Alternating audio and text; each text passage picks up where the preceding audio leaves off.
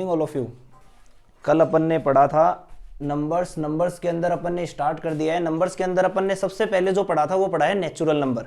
Natural number कल जो पढ़ा था उसका एक बार अगर वापस से अपन रिपीट करना चाहें तो जो नेचुरल नंबर है वो कहां से स्टार्ट होता था, वन से स्टार्ट होके इन्फिनिटी तक चलता था। आज अपन बात करेंगे उसी नंबर से आगे।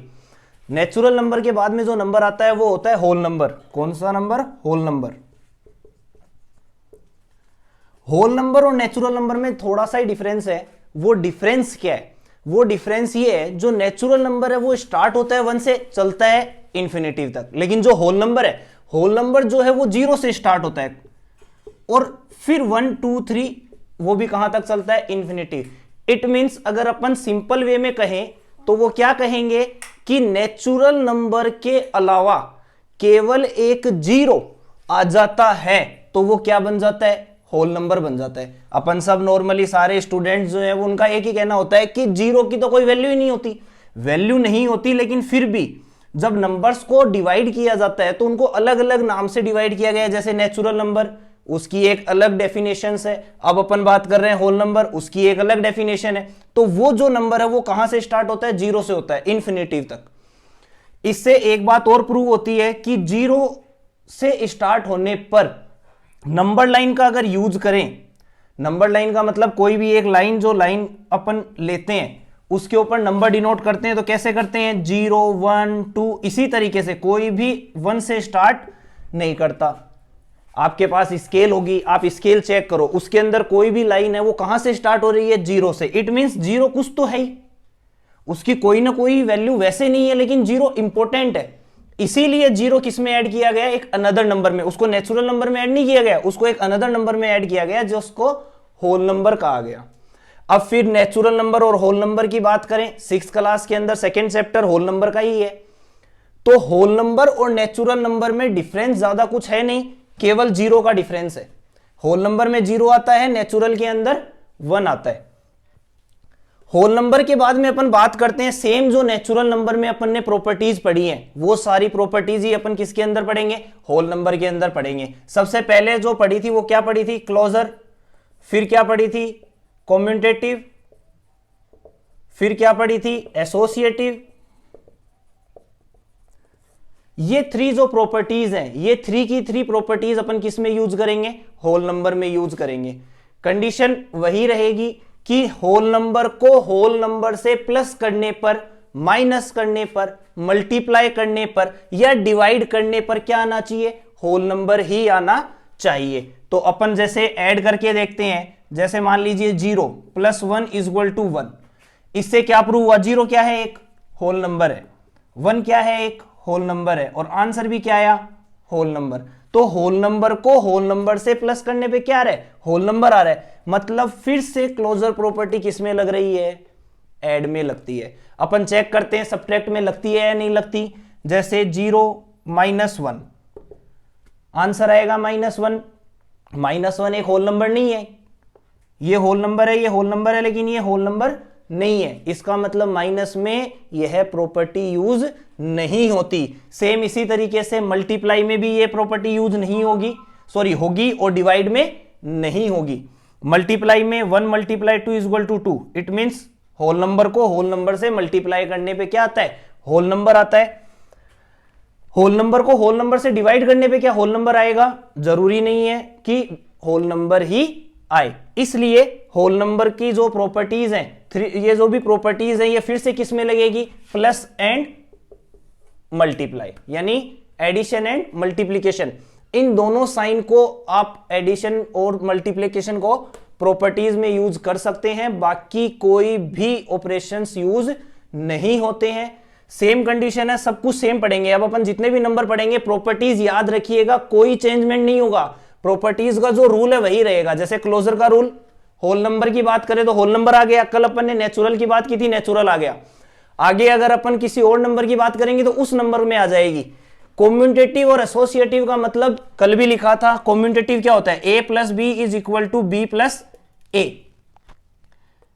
a × b = b × a। ये कौन सी प्रॉपर्टी है? कॉम्यूटेटिव प्रॉपर्टी है।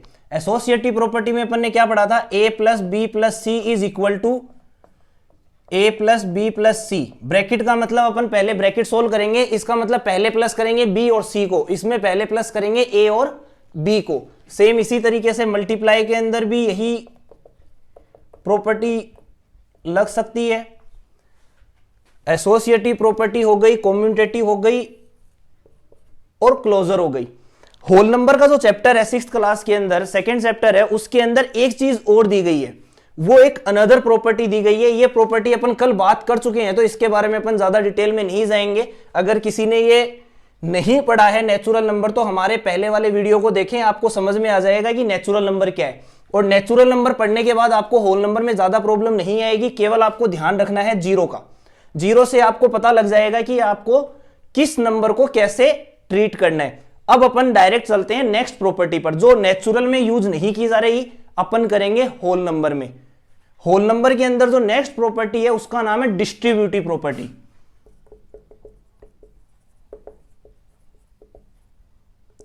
डिस्ट्रीब्यूटिव प्रॉपर्टी क्या होती है? डिस्ट्रीब्यूटिव प्रॉपर्टी के अंदर अपन ऐड एंड मल्टीप्लाई को कंबाइंड करते हैं। कंबाइंड कैसे करते हैं? कुछ इस तरीके से, a multiply B plus C. It means bracket के अंदर जो है उनको अपन क्या कर रहे हैं? प्लस कर रहे हैं, और बाहर जो भी नंबर होगा A B C whole number होंगे, याद रखिएगा। b प्लस सी यानी पहले टू नंबर्स को प्लस करेंगे, फिर मल्टीप्लाई करेंगे a से। प्रॉपर्टीज का मतलब ये होता है कि उसका कुछ रिवर्स हो जो उसके इक्वल आ जाए, वही प्रॉपर्टी का मतलब होता है। जैसे इसके अंदर अपन देख रहे हैं, ऑर्डर चेंज कर दिए, आंसर सेम आना चाहिए। ऑर्डर चेंज कर दिए, आंसर सेम आना चाहिए। उसी तरीके से डिस्ट्रीब्यूटिव प्रॉपर्टी के अंदर भी अपन क्या करेंगे?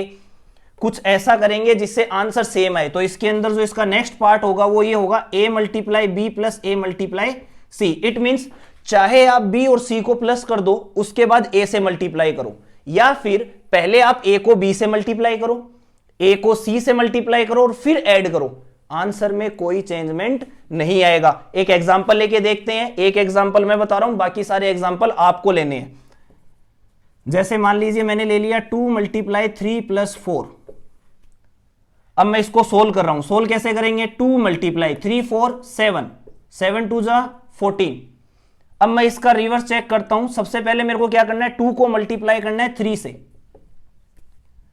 फिर मेरे को 2 को मल्टीप्लाई करना है 4 से। 2 3 जा 6, 2 4 जा 8, 8 और 6 14। आप देख सकते हैं आंसर में कोई चेंजमेंट नहीं है। यही कौन सी प्रॉपर्टी कहलाती है? डिस्ट्रीब्यूटिव प्रॉपर्टी कहलाती है, जिसके अंदर 6th क्लास के अंदर डिस्ट्रीब्यूटिव के बहुत से क्वेश्चंस दे रखे हैं जो आपको सोल्व करने हैं। क्वेश्चंस क्या दे रखे हैं वो देखिएगा। अपन ज्यादा डिटेल में इसलिए नहीं जा रहे क्योंकि 6th क्लास का बेस है ये। 7th और जो 8th क्लास है उनके भी सेम यही प्रॉपर्टीज है। डिफरेंस क्या है वो सुन लीजिए। 6th क्लास के जो है वो होल नंबर के अंदर ये प्रॉपर्टीज है, 7th क्लास के इंटीजर में और 8th क्लास के रेशनल नंबर में ये प्रॉपर्टीज हैं। तो ध्यान रहे, चाहे वो 6th का स्टूडेंट हो, 7th का स्टूडेंट हो या 8th का स्टूडेंट हो, उन सब को आप अच्छे से यह चीज बताएं कि आपको ये पढ़ना ही है। अगर आप यहां से समझते हैं तो आपको आगे कोई प्रॉब्लम नहीं आएगी। अब मैं सीधे लेके चलता हूं एग्जाम्पल पे। आपके जो क्वेश्चन है 6th क्लास में वो कुछ इस तरीके से हैं। क्वेश्चन क्या है? क्वेश्चन कुछ इस तरीके से है, जैसे फर्स्ट क्वेश्चन में मान लीजिए ये है कि use distributive law and multiply. आपको क्या करना है? यूज करना है डिस्ट्रीब्यूटिव लॉ। लॉ भी बोल सकते हैं, प्रॉपर्टीज भी बोल सकते हैं। तो डिस्ट्रीब्यूटिव लॉ यूज करना है आपको, यानी प्रॉपर्टी यूज करनी है और आपको मल्टीप्लाई करना है। जैसे 593 मल्टीप्लाई 101। अब नॉर्मली आप 5th क्लास तक के स्टूडेंट जो हैं, जो 5th पास आउट करके आए हैं, अभी 6th में हुए हैं, वो क्या करेंगे? सर हम ऐसे कर दे क्या? ये नॉर्मली उनका क्वेश्चन होता है। भैया आपको क्या लिखा हुआ मिल रहा है यहाँ पे? डिस्ट्रीब्यूटिव। डिस्ट्रीब्यूटिव यूज करना है ना, तो डिस्ट्रीब्यूटिव तो ये है ही नहीं। डिस्ट्रीब्यूटिव क्या है? डिस्ट्रीब्यूटिव या तो ये है a multiply B plus C, या फिर a multiply B plus a multiply C. यानी ये वाली प्रॉपर्टी आपको यूज में लेनी है। ये वाली प्रॉपर्टी अब इस में कैसे यूज करें? आपको एक सिंपल सा वे याद रखना है। जो भी 100, 1000, 500, 600 के पास है उसको आपको देखना है। जैसे 101 को मैं 100 प्लस 1 लिख सकता हूं, कोई फर्क नहीं पड़ेगा। लेकिन 593 को अगर मैं लिखूं तो क्या आएगा? 500 प्लस 90 प्लस, बहुत बड़ा हो जाता है। आपको क्या करना है, कोशिश करनी है बी प्लस सी बनाने की। शायद मैंने बना दिया है बी प्लस सी। अब केवल और केवल क्या करना है मेरे को, 593 से इसको मल्टीप्लाई करना है। ये वे भी थोड़ा, अब आप क्या करोगे, इसको ऐसे मल्टीप्लाई नहीं कर सकते क्योंकि ये ऐसा लो बना है। जब कभी भी आपके पास डिस्ट्रीब्यूटिव प्रॉपर्टी बन जाए तो उसका सेकेंड पार्ट यूज किया करो। सेकेंड पार्ट क्या है, A multiply B. It mean 593 multiply 100 plus 593 multiply 1। सबसे पहले 593 को 100 से मल्टीप्लाई। अब आपको मल्टीप्लाई करने की कोई जरूरत नहीं है क्योंकि सब स्टूडेंट्स जानते हैं जब कभी भी अपन 100, 1000, 10 इनसे मल्टीप्लाई करते हैं तो अपन आगे क्या लगा देते हैं, 0 लगा देते हैं। तो ये तो मल्टीप्लाई बहुत इजी था। सेकंड वाला मल्टीप्लाई और भी इजी है क्योंकि 1 से ही करना है और 1 से मल्टीप्लाई करना है, इट मींस सेम नंबर आ जाता है, इट मींस 593। और अब आपको केवल इनको क्या करना है, प्लस करना है। यानी यह है इस मल्टीप्लाई से कितना इजी हो गया आप सोच के देखो।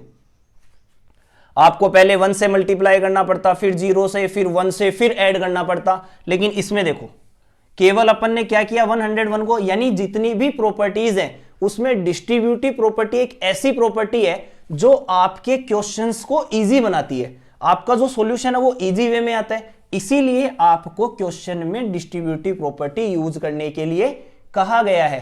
क्लास 6 के स्टूडेंट के बुक अगर किसी के पास है तो वो ये प्रॉपर्टीज यूज करें। अगर बुक नहीं है तो भी मैं बोर्ड पे कुछ क्वेश्चंस कर रहा हूं, जो भी पेरेंट्स देख रहे हैं या जो भी स्टूडेंट्स देख रहे हैं वो उन क्वेश्चंस को सोल्व कीजिए। आपको अगर कोई भी प्रॉब्लम आ रही है तो आप हमारे कमेंट के अंदर बताइए। हमारे जो भी फोन नंबर है आप उन पे हमें मैसेज कर सकते हैं, व्हाट्सअप कर सकते हैं, जीमेल पे भेज सकते हैं।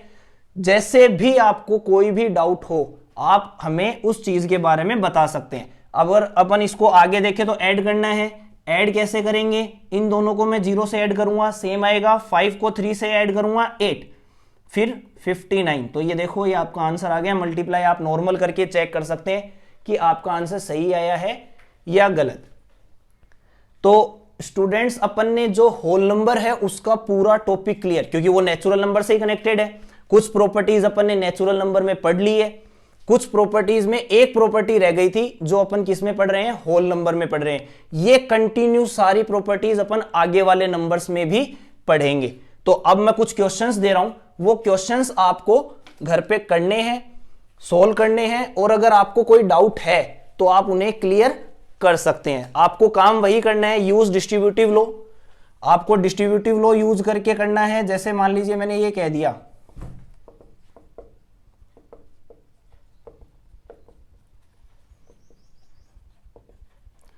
यूज डिस्ट्रीब्यूटिव प्रॉपर्टीज, तो ये प्रॉपर्टी आपको यूज करनी है। फर्स्ट क्वेश्चन जो है आपका वो ये है, सेकंड जो है वो ये है, और एक क्वेश्चन मैं थोड़ा चेंज कर रहा हूं, वो कुछ इस तरीके से है। आपको इसके अंदर ये देखना है कि आपको करना क्या है। एक क्वेश्चन और देखिएगा जिसमें आपको मैं पहले बता रहा हूं करना क्या है। इसमें आपको 2 प्रॉपर्टीज यूज करनी है। 2 कैसे करनी है, इसके अंदर मैंने 102 पहले लिखा है और 756 बाद में लिखा है। अब आप कहोगे इसके अंदर 2 प्रॉपर्टीज लगेंगी। सबसे पहले आपको इसमें कम्यूटेटिव प्रॉपर्टी यूज करनी है। कम्यूटेटिव का मतलब ऑर्डर चेंज, क्योंकि आप जानते हो मल्टीप्लाई में कम्यूटेटिव प्रॉपर्टी यूज होती है। इसका मतलब आप इनका ऑर्डर चेंज कर सकते हो। ऑर्डर चेंज करने का मतलब आप इसको फर्स्ट नंबर पे और इसको सेकंड पे लिख सकते हो, फिर आप डिस्ट्रीब्यूटिव लगाइएगा, आपका आंसर आ जाएगा। Thank you.